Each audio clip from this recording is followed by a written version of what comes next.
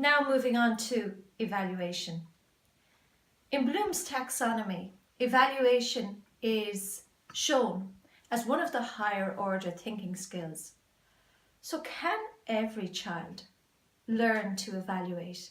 It is indeed a higher order thinking skill.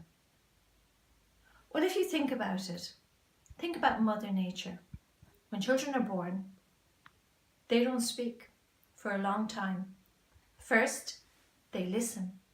They absorb everything in their environment and they evaluate. They are constantly evaluating what sounds are in their environment, what sights, what smells, considering and making judgments on what's safe, what might not be so safe. How do I get my parents' attention? How do I get people to come to me when I'm hungry, when I need some care? So very, very young children are evaluating. They listen first, evaluate next, take everything in before they begin to speak. Let's Stand copies this model. So let's explore the whole area of evaluating a little bit deeper.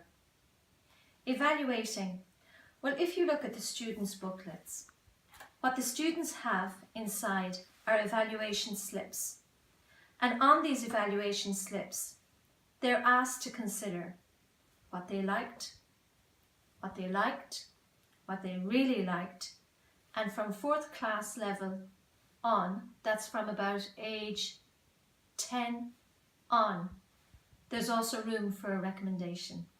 Now the teacher herself or himself will know whether the speaker is ready to take a recommendation.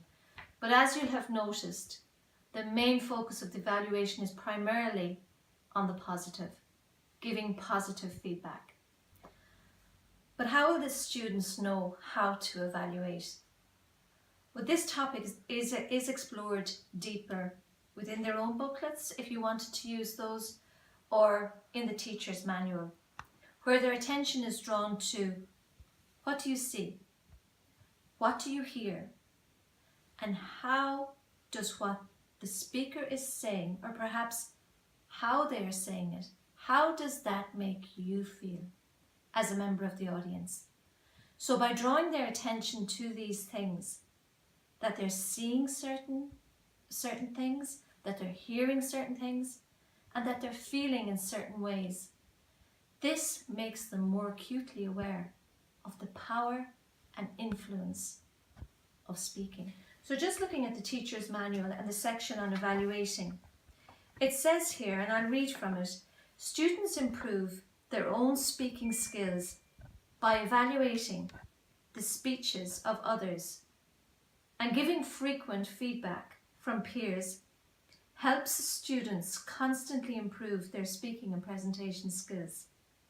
The speaker becomes aware of both their own strengths and areas with potential for improvement, and the listener evaluator listens and attends in a more focused way. And this is key, the fact that the evaluation helps the listener to listen in a more focused way.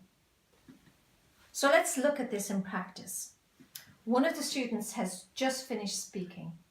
Now, what's key for the teacher to do there is jump in immediately and ask the class, okay, can I have 3 pieces of positive feedback, please? What does this sound like in practice?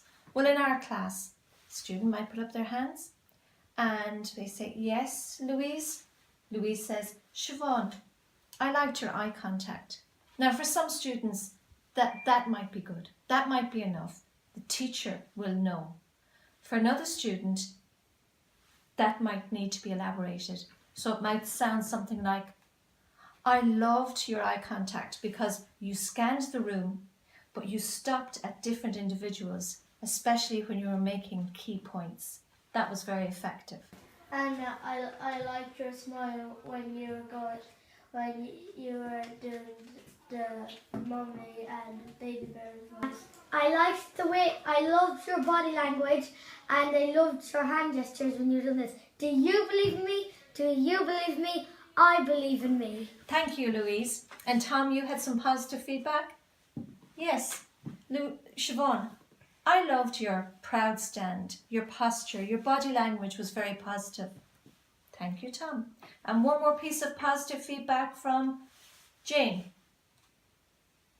Jane says, Siobhan, I liked how you used your voice. It was loud and clear. And I know that listening Louis at the back of the class, who often says, I can't hear you, that he could definitely hear you. And if he could hear you at the back of the class, then definitely everybody in between could hear you too. From there, some time could be given for the students to fill in individual evaluation slips. This doesn't have to be done for every speaker, but it's a chance for the listener and evaluator to reflect on what was said. The evaluation slips look something like this.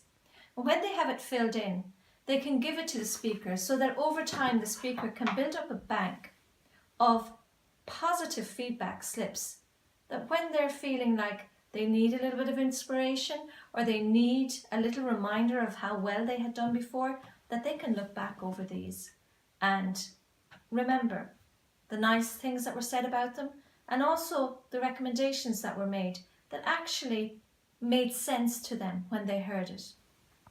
So from junior infants, from 5 years old to 3rd class, about 8, 9 years old, feedback is predominantly positive, where the students focus on what the speaker has done very well. Then from 3rd class up, the ratio of positive feedback to recommendation is usually approximately 80% to 20%. So 80% positive to 20% a recommendation. And that recommendation is something that is most definitely not personal. It's not about the person. It's about what the evaluator or the listener thinks might just help a little bit to make the presentation even better. That's a good way to frame it.